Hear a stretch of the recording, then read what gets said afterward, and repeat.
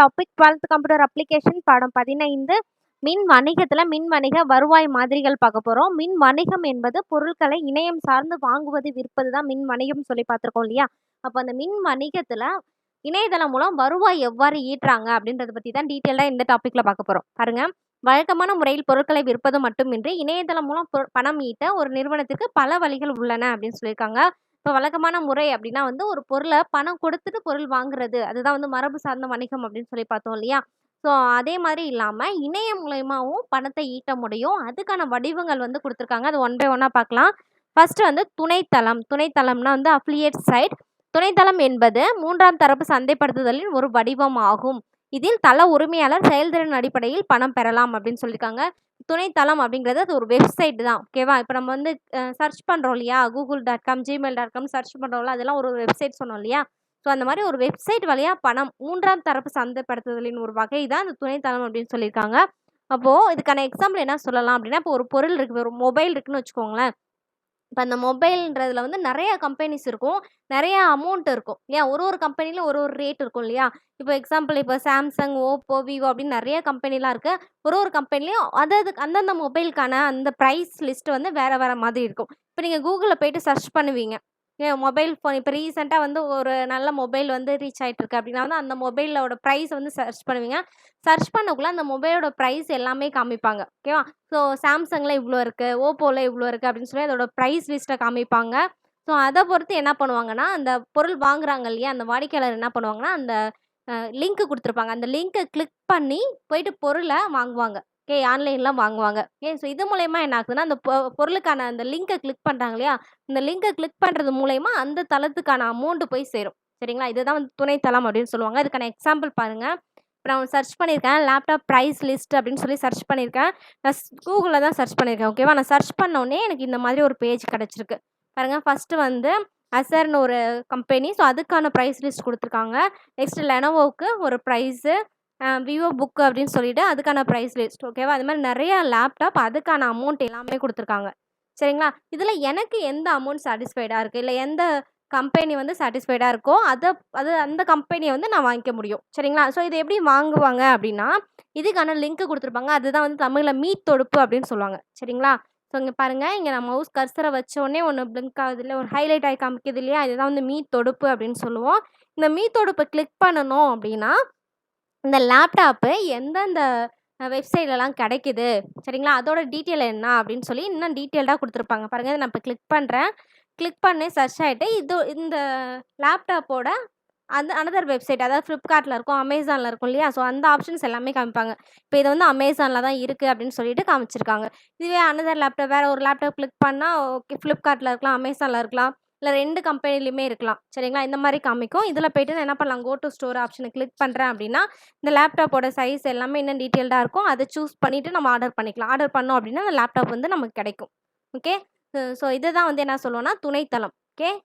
அந்த துணைத்தளம் வழியா என்ன பண்றோம், ஒரு மீத்தொடுப்ப நம்ம கிளிக் பண்றோம். இதே மாரி எத்தன பயனர்கள் இத கிளிக் பண்றாங்க, அதுக்கு ஏத்த மாரி அவங்களுக்கு அமௌண்ட் போகும். ஓகே. இப்ப வந்து ஒரு 1000 பேர் வாங்குறாங்க, இல்ல ஒரு 5000 பேர் இத பயன்படுத்தி வாங்குறாங்க. இப்ப Amazonல போய் நம்ம சர்ச் பண்ணி வாங்குறது வேற, அதுக்கான அமௌண்ட் வந்து அந்த Amazonக்கு போய் சேரும். சரிங்களா? இந்த மாரி இப்ப நம்ம Googleல சர்ச் பண்ணி இந்த வெப்சைட் மூலியமா நம்ம கிளிக் பண்றோம். அந்த லிங்க கிளிக் பண்ணி அதன் மூலியமா ஒரு பொருள நம்ம வாங்குறோம் அப்படின்னா, அதுக்கான அமௌண்ட் வந்து இந்த வலைதளத்துக்கு தான் போகும். சரிங்களா? ஸோ இந்த வலைதளம் பேர் தான் துணைத்தளம். ஸோ இந்த வலைதளம் வந்து இந்த எந்த ஒரு ப்ராடக்ட்டுக்கான ஓனர் கிடையாது. சரிங்களா? ஸோ என்னது, வேற ஒரு பொருள வந்து கம்பேர் பண்ணி நம்மகிட்ட காமிக்கிறாங்க, அவ்வளோதான். இருக்கிற பொருள என்ன பண்றாங்க, கம்பேர் பண்ணி நம்மகிட்ட காமிக்கிறாங்க. இந்த பொருள்லாம் இருக்கு, இதோட ரேட்லாம் இவ்ளோ அப்படின்னு சொல்லி டிஃபரன்ஷியேட் பண்ணி காமிக்கிறாங்க இல்லையா? ஸோ அதுக்கான அமௌண்ட் தான் உங்களுக்கு போகும். அதனால தான் இத 3ஆம் சந்தைப்படுத்துதல் அப்படின்னு சொல்றாங்க. சரிங்களா? இது பேர் என்னதுன்னா துணைத்தளம். பாருங்க, இந்த துணைத்தளம் என்பது ஒரு விலை ஒப்பீடு சேவை, வணிக விவர குறிப்புகள், சாதாரண சில்லறை விற்பனை இணையதளத்திற்கு ஒரு மீத்தொடுப்பை கொண்ட வலைப்பக்கம் அல்லது வலைப்பதிவாகவும் இருக்கலாம் அப்படின்னு சொல்லியிருக்காங்க. அதாவது பாருங்க, விலை ஒப்பீடு. ஆல்ரெடி பார்த்தோம் இல்லையா? இப்போ லேப்டாப்னா நம்ம சர்ச் பண்ணோம், லேப்டாப் ப்ரைஸ்ன்னு சர்ச் பண்ணோம். ஸோ அந்த லேப்டாப்ல என்னென்ன ப்ரைஸஸ்லாம் இருக்கு அப்படின்னு சொல்லி நமக்கு ஒப்பீடு செஞ்சு நமக்கு காமிச்சிருக்கு இல்லையா? ஸோ அதனால ஒப்பீடு செய்றதுக்கு இந்த தளம் வந்து பயன்படுத்துவாங்க. நெக்ஸ்ட் வந்து வணிக விவர குறிப்புகள், பிசினஸ் ரிலேட்டடா இருக்கக்கூடிய அந்த குறிப்புகள் எல்லாமே இதுல குடுத்துருப்பாங்க. அடுத்தது சாதாரண சில்லறை விற்பனை இணையதளத்திற்கு ஒரு தொடுப்பை கொண்ட வலைப்பக்கம் அல்லது வலைப்பதிவாகவும் இருக்கலாம் அப்படின்னு சொல்லியிருக்காங்க. சரியா? அதாவது இந்த லிங்க் பார்த்தோம் இல்லையா? அதான் வந்து அந்த தொடுப்பு. அந்த தொடுப்ப கொண்டு இருக்கக்கூடியது தான் இந்த துணைத்தளம். மேலும் ஒரு வாடிக்கையாளர் அந்த மீத்தொடுப்பின் மூலம் பொருட்களை வாங்கும்போது தளத்தின் உரிமையாளர் பணம் பெறுகிறார். ஓகே. ஸோ இந்த தளத்த பயன்படுத்தி நம்ம பொருள் வாங்குறோம். நம்ம பொருள் வாங்குனோம் அப்படின்னா வந்து, அதுக்கான அமௌண்ட் வந்து இந்த வெப்சைட்ட யாரு கிரியேட் பண்ணியிருப்பாங்களோ, ஓகேவா? அவங்க தான் வந்து இந்த இடத்துல தள உரிமையாளர் அப்படின்னு சொல்லுவாங்க. சரிங்களா? அந்த தள உரிமையாளருக்கு வந்து பணம் போய் சேரும். துணைத்தளங்கள் சில குறிப்பிட்ட பொருட்கள் பற்றிய கூடுதல் தகவல்கள் மற்றும் பயிற்சிகள் வழங்குவதன் மூலம் பார்வையாளர்களை ஈர்க்கிறது அப்படின்னு சொல்லியிருக்காங்க. சரிங்களா? இப்போ ஒரு பொருள நம்ம சர்ச் பண்றோம் அப்படின்னா, அத பத்திய நெறைய டீட்டெயில் நமக்கு தெரியுது இல்லையா? கூடுதல் தகவல் எல்லாமே அந்த தளம் நமக்கு குடுக்குது. ஸோ, அதன் வழியா வந்து என்ன பண்ணுதுன்னா, பார்வையாளர்கள்லாம் ஈர்க்கக்கூடியதா அந்த தளம் இருக்குது அப்படின்னு சொல்லியிருக்காங்க. சரிங்களா? பார்வையாளர்ன்றவங்க யார் அந்த வெப்சைட்ட போய் பார்க்குறாங்களோ, அவங்க தான் பார்வையாளர்கள். ஸோ, அவங்கள வந்து ஈர்க்கக்கூடியதா இந்த துணைத்தளம் அமைஞ்சிருக்கு. ஸோ, அதுக்கான எக்ஸாம்பிள் பிக்சர் குடுத்துருக்காங்க பாருங்க. நெக்ஸ்ட்டு மின் ஏல வலைதளம். ஓகே. மின் ஏல வலைதளம் என்பது இணையத்தில் பொருட்களை ஏலம் மூலம் விற்க உதவும் ஒரு வகை வலைதளம் ஆகும். மேலும் இது ஒவ்வொரு விற்பனையிலிருந்தும் விற்பனை தரகை பெறும் அப்படின்னு சொல்லியிருக்காங்க. ஸோ ஏலம்னாவே தெரியும்ல. அப்போ ஒரு பொருள வந்து விக்கணும் அப்படின்னா, அந்த பொருளுக்கான ஆரம்ப விலைய வந்து இவங்க சொல்லிடுவாங்க. ஓகே. இந்த பொருளோட ஆரம்ப விலை வந்து ரூ. 500 அப்படின்னு சொல்லிட்டு ஃபிக்ஸ் பண்ணி குடுத்துருவாங்க. பொருள் வாங்குறவங்க என்ன பண்ணுவாங்க அப்படின்னா வந்து நெறைய பேர் வந்து ஏலம் எடுக்கிறதுக்காக வந்திருப்பாங்க. ஒருத்தவங்க ஒரு ஒரு ரேட் சொல்லுவாங்க. ரேட் சொன்னவங்கள யார் இருக்கிறதுலே அதிக விலை சொல்லியிருக்காங்களோ, அவங்க வந்து அந்த பொருள வாங்கிட்டு போவாங்க இல்லையா? இதான் வந்து ஏலம். ஸோ இந்த ஏலமே வந்து எதுல நடக்குதுன்னா, மின் ஏலமா நடக்குது அப்படின்னு சொல்லியிருக்காங்க. அதான் இணையதளத்தில இந்த ஏலம் நடக்குது. அதுக்கு பேர் தான் மின் ஏல வலைதளம். இதுக்கான ஒரு வலைதளம் வந்து இருக்கு அப்படின்னு சொல்லியிருக்காங்க. அந்த வலைதளத்த பயன்படுத்தி பொருள்லாம் வாங்க முடியும். ஓகேங்க. ஸோ அந்த வலைதளத்தில என்ன பண்றாங்க அப்படின்னா, ஒரு பொருளுக்கான ஆரம்ப விலைய குடுத்துடுறாங்க. சரிங்களா? இந்த பொருளோட ஆரம்ப விலை வந்து ரூ. 1000 அப்படின்னு சொல்லி அவங்க குடுத்துட்டு, இதுக்கான நேரம் 5 மணி நேரம், 10 மணி நேரம் அப்படின்னு சொல்லிடுவாங்க. ஓகே. அப்ப அந்த 5 மணி நேரம் வரையும் யாரு வேணாலும் அந்த பொருளுக்கான விலைய வந்து சொல்லலாம். சரிங்களா? விலைய வந்து டைப் பண்ணி அனுப்பிவிடலாம். டைப் பண்ணி அனுப்புறதுல யார் அதிக விலைய சொல்லியிருக்காங்களோ, அவங்களுக்கு அந்த பொருள் போய் சேரும். சரியா? இதுதான் வந்து மின் ஏல வலைதளம். ஓகே. ஸோ ஏலம் எல்லாருக்குமே தெரியும். அந்த ஏலத்துக்கான ஒரு வலைதளம் கிரியேட் பண்ணியிருக்காங்க. அப்போ ஆன்லைன்ல என்ன பண்ணலாம்? ஏலம் மூலியம் பொருள் வந்து வாங்கிக்க முடியும். இதுக்கான எக்ஸாம்பிள் வெப்சைட் வந்து www.epay.com epay.com பயன்படுத்தி ஏலம் மூலியமா பொருள வாங்கிக்க முடியும். நெக்ஸ்ட்டு பதாகை விளம்பரம்.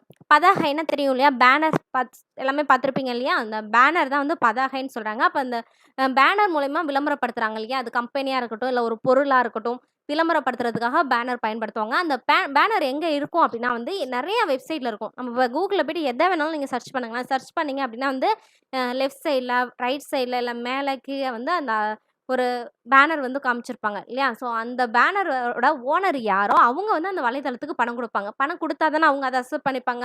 அந்த வெப்சைட்ல வந்து இந்த பேனர் அலோவ் பண்ணிக்கலாம் அப்படின்னு சொல்லிட்டு. சரிங்களா? அதன் மூலியமா வந்து பணத்தை ஈட்ட முடியும் அப்படின்னு சொல்லியிருக்காங்க. பாருங்க. பதாகை விளம்பர தளம் பிற நிறுவனங்களின் விளம்பரங்களை தனது வலைப்பக்கங்களில் காட்சிப்படுத்துகிறது. அதன் மூலம் வருவாய் ஈட்டவும் செய்கிறது அப்படின்னு சொல்லியிருக்காங்க. ஓகே. ஸோ இது ஒரு வலைதளம். ஓகே. இந்த வலைதளம் என்ன பண்ணுதுன்னா, வேற ஒரு நிறுவனத்தோட பொருள இந்த வலைதளத்தில வந்து காமிக்கிறாங்க. சரிங்களா? இதன் வழியா என்ன அப்டின்னா, இந்த அட்வர்டைஸ் பண்றாங்க இல்லையா? இந்த ஓனர் இவங்க வந்து இந்த வெப்சைட்க்கு பணம் குடுப்பாங்க. சரிங்களா? இத வந்து பேனர் அட்வர்டைஸ்மென்ட் சைட். நெக்ஸ்ட்டு மொத்த கொள்முதல் தளங்கள். ஓகே. மொத்த கொள்முதல் தளங்கள்னா, பொருள மொத்தமா வாங்கி ஒரு சைட்ல சேல் பண்றது. ஓகே. அதன் வழியா அதுக்கான கமிஷன பெறுவாங்க. ஓகே. இதான் வந்து மொத்த கொள்முதல் தளங்கள். பாருங்க. ஒரே வகையான பொருட்களை வாங்க விரும்பும் பல நுகர்வோர்களையும் ஒன்றாக சேகரிக்கும் அப்படின்னு சொல்லியிருக்காங்க. இப்போ automobiles and motor cycle example சொல்லியிருக்காங்க. ஸோ இது எல்லாமே ஒரே வகையான பொருள் தான் வாங்குவாங்க இல்லையா? ஒரே வகையான பொருள் வாங்க விரும்புற எல்லாமே நுகர்வோர்கள் வந்து பொருள வாங்குறவங்க தான். அந்த நுகர்வோர்கள் எல்லாத்தையும் இந்த தளம் வந்து ஒன்றாக இணைச்சு வச்சிருக்கும். இணைச்சு வச்சுட்டு என்ன பண்ணுதுன்னா, பின் தளம் உற்பத்தியாளருடன் தள்ளுபடி பேச்சுவார்த்தை செய்து அதில் ஒரு விற்பனை தரகை பெறுகிறது அப்படின்னு சொல்லியிருக்காங்க. ஓகே. ஸோ இந்த மாரி எல்லாத்தையும் பல நுகர்வோர்களை வந்து ஒன்றாக சேர்த்து வச்சிருக்க அந்த தளம், அடுத்தது என்ன பண்ணுது, அந்த பொருள் வாங்குது இல்லையா? மொத்தமா வாங்கக்குள்ள அவங்க கிட்ட தள்ளுபடி பண்ணி பொருள வாங்கி இவங்களுக்கு குடுக்குது. இதன் வழியா வந்து என்ன ஆகுதுன்னா, இந்த தளத்துக்கு ஒரு கமிஷன் கிடைக்குது. சரிங்களா? ஸோ அதுதான் வந்து விற்பனை தரகு அப்படின்னு சொல்றாங்க. இதன் மூலியமா வந்து கமிஷனா வாங்கிக்குது. இதுக்கான எக்ஸாம்பிள் வெப்சைட் வந்து www.alibaba.com இந்த வெப்சைட் வந்து மொத்த கொள்முதல் தளங்களுக்கான எக்ஸாம்பிள் வலைதளம். நெக்ஸ்ட்டு எண்முறை பதிப்பக தளங்கள். இங்கிலீஷ்ல டிஜிட்டல் பப்ளிஷிங் சைட்ஸ் அப்படின்னு சொல்லுவோம். இணையத்தில் மின் புத்தகங்கள் அல்லது மின் சமிஞ்சைகளை திறம்பட பதிவிக்கிறார்கள். விளம்பரம், விற்பனை போன்ற பல வழிகளில் அவர்கள் லாபம் ஈட்டுகிறார்கள் அப்படின்னு சொல்லியிருக்காங்க.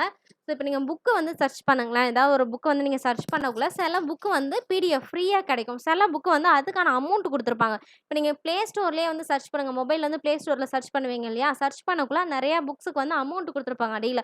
அப்போ அந்த மீத்தோட இப்ப நீங்க கிளிக் பண்ணீங்க அப்படின்னா, அந்த அமௌண்ட்ட குடுத்துட்டு அந்த புக்க வந்து நம்மளால டவுன்லோட் பண்ணிக்க முடியும். சரிங்களா? ஸோ இதன் வழியா உங்க பொருளுக்கு அந்த பணத்த வந்து பெறுவாங்க. அடுத்தது அந்த வெப்சைட்ல வந்து என்னது விளம்பரம் குடுத்தாங்க அப்படின்னா, அந்த விளம்பரம் குடுக்குறாங்க இல்லையா? அந்த கம்பெனில இருந்தும் வருவாய் ஈட்டக்கூடியதா இருக்கும். அந்த வலைதளம் தான் இந்த எண்முறை பதிப்பக தளங்கள். ஸோ அதாவது புக்ஸ் அத ஞாபகம் வச்சுக்கோங்க. மின் புத்தகங்கள். இணையம் வழியா நம்ம பணம் குடுத்து ஒரு புக்க வந்து வாங்குறோம். அல்லது டவுன்லோட் பண்றோம். அதுதான் வந்து புக்ஸ் அப்படின்னு சொல்லுவோம். நெக்ஸ்ட்டு உரிமம் தளங்கள். அதாவது லைசென்சிங். மற்ற வலைதளங்களில் தங்களது மென்பொருளை பயன்படுத்த அனுமதிக்கிறது. தளத்தின் பார்வையாளர் ஒருவரை வலைப்பக்கங்களில் இன்னும் எளிதாக தேட அனுமதிக்கும் தேடுபொறிகள் அப்படின்னு சொல்லியிருக்காங்க. அதாவது இப்போ ஒரு வலைதளம் இருக்கு. அந்த வலைதளம் வந்து வேற ஒரு மென்பொருள பயன்படுத்திக்க அனுமதிக்கும். அதுக்கு எக்ஸாம்பிள் குடுத்துருக்காங்க பாருங்க. இக்னோ வலைதளத்தில் கூகுள் தேடுபொறி அப்படின்னு சொல்லிட்டு, இப்ப இக்னோ வலைதளத்த நம்ம பயன்படுத்திட்டு இருக்கோம். சரிங்களா? இக்னோ வலைதளத்த நம்ம பயன்படுத்திட்டு இருக்கக்குள்ள, அதோட ரைட் சைட் கார்னர்ல பாருங்க கூகுள் சர்ச் பாக்ஸ் வந்திருக்கு. ஓகேவா?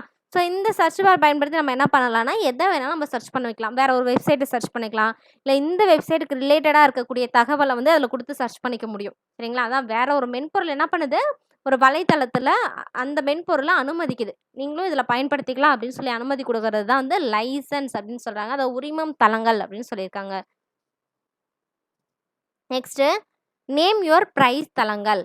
சாதாரண சில்லறை தளங்கள் போல இருக்கும். மாறாக நுகர்வோர் ஒரு குறிப்பிட்ட தயாரிப்பு அல்லது சேவைக்கு சேவை வழங்குனரிடம் பேச்சுவார்த்தை நடத்துகிறார். இது C2B மின் வணிக மாதிரி அடிப்படையில் இயங்குகிறது அப்படின்னு சொல்லியிருக்காங்க. ஸோ நேம் யுவர் பிரைஸ் தளங்கள் அப்படிங்கிறது வந்து நம்ம நுகர்வோர் இருக்காங்க இல்லையா? நுகர்வோர் வந்து ஒரு பிரைஸ குடுத்துருவாங்க. ஓகேவா? இந்த பிரைஸ்ல வந்து நாங்க கேட்கக்கூடியது இருக்கா அப்படின்னு சொல்லி சர்ச் பண்றது. ஓகேங்களா? அந்த தளங்கள் பேர் தான், அந்த வெப்சைட் பேர் தான் நேம் யுவர் பிரைஸ் வெப்சைட் அப்படின்னு சொல்றாங்க. இப்ப எக்ஸாம்பிள் இப்ப நீங்க டூர் போறீங்க. ஓகேவா? டூர் போகக்குள்ள அங்க வந்து ஹோட்டல் புக் பண்ணணும் அப்படின்னா, உங்களுக்கான ஒரு அமௌண்ட் இருக்கும் இல்லையா? ஒரு நாளைக்கு வந்து நான் இவ்வளோ ரெண்ட் என்னால குடுக்க முடியும் அப்படின்னு சொல்லி அமௌண்ட் இருக்கும் இல்லையா? இப்போ ஒரு நாளைக்கு நான் ரூ. 2000 பே பண்றேன், இல்ல ரூ. 3000 பே பண்றேன் அப்படின்னா வந்து, இந்த நேம் யுவர் பிரைஸ்ல வந்து சர்ச் பண்ணலாம். எனக்கு ரூ. 3000 இருக்கக்கூடிய ஹோட்டல் இருக்கா அப்படின்னு சொல்லிட்டு நம்ம சர்ச் பண்ணோம் அப்படின்னா, அந்த ரூ. 3000 ஒரு நாளைக்கு ரெண்ட். சரிங்களா? ஒரு நாள் வாடகை வந்து ரூ. 3000 இருக்கக்கூடிய அந்த ஹோட்டல்லாம் காமிப்பாங்க. அது மூலியமா என்ன பண்ணிக்கலாம்னா, அந்த ஹோட்டல் நம்மளால புக் பண்ணிக்க முடியும். ஓகே. ஸோ இதுதான் வந்து நேம் யுவர் பிரைஸ் தளங்கள் அப்படின்னு சொல்றாங்க. இது வந்து C2B அதாவது கன்சியூமர் டூ பிசினஸ் மின் வணிகம் மாதிரி அடிப்படையில இயங்குது அப்படின்னு சொல்லியிருக்காங்க. இதுக்கான எடுத்துக்காட்டு வலைதளம் வந்து ins.hotels.com. ஓகே. ஸோ இந்த வலைதளம் தான் வந்து நேம் யுவர் பிரைஸ் தளங்களுக்கான எடுத்துக்காட்டு. நெக்ஸ்ட்டு நிகழ்நிலை வணிக வளாக தளம் ஆன்லைன் ஷாப்பிங் மால் பல மின் வணிக வணிகர்களை ஒரே இணையதளத்தில் ஒன்றாக ஒருங்கிணைய அனுமதிக்கிறது அப்படின்னு சொல்லியிருக்காங்க. இதுக்கான எக்ஸாம்பிள் வந்து என்ன சொல்லலாம் அப்படின்னா, அமேசான், ஃப்ளிப்கார்ட் தான் சொல்லலாம். சரிங்களா? ஸோ இது என்ன பண்ணுது அப்படின்னா, பல வணிகர்கள வந்து ஒன்றா இணைக்கக்கூடியதா இருக்கும் இல்லையா? நெறைய பொருள வாங்கி ஒரு இடத்துல சேர்த்து வைக்குது. சரிங்களா? ஸோ இது மூலியமா வந்து வருவாய் ஈட்டக்கூடியது தான் வந்து இந்த நிகழ்நிலை வணிக வளாக தளம் அப்படின்னு சொல்றாங்க. பெரும்பாலும் இந்த விற்பனையாளர்கள் ஒருவருக்கொருவர் தொடர்புடையவராக இருப்பார்கள். உதாரணமாக அவர்கள் அனைவரும் ஆடம்பர பொருட்களை விற்கலாம். அவர்களின் லாபத்தின் ஒரு தொகையை இந்த தளம் கட்டணமாக பெறும் அப்படின்னு சொல்லியிருக்காங்க. அதே மாரி ஒரே பொருள வந்து அதாவது ஒரே பொருள் அப்படின்றது ஒரே வகை சார்ந்த பொருள வந்து விற்பனை செய்யக்கூடியதும் இந்த நிகழ்நிலை வணிக தளங்கள் அப்படின்னு சொல்றாங்க. ஸோ அந்த மாரி என்ன பண்றாங்கன்னா, நெறைய வணிகர்கள் சேர்ந்து ஒரு தளத்துல அவங்க பொருள வந்து சேல்ஸ் பண்றாங்க. அதான் அவங்க பொருளுக்கான ஒரு விலைய வந்து நிர்ணயம் செய்றாங்க. சரியா? ஸோ அதன் வழியா அவங்களுக்கு பணம் கிடைக்குது இல்லையா? ஸோ அதுல ஒரு பங்கு, ஒரு கமிஷன தான் வந்து அந்த தளத்துக்கு குடுப்பாங்க. அந்த தளம் தான் வந்து இந்த ஆன்லைன் ஷாப்பிங் மால் தளம் அப்படின்னு சொல்றாங்க. ஓகே. ஸோ இதோட கிளாஸ் ஓவர். இது இம்பார்ட்டன்ட் 5 மார்க்ஸ் மார்க் பண்ணிக்கோங்க. இதில தான் டவுட் இருந்தது அப்படின்னா கமெண்ட் பண்ணுங்க. Thank you.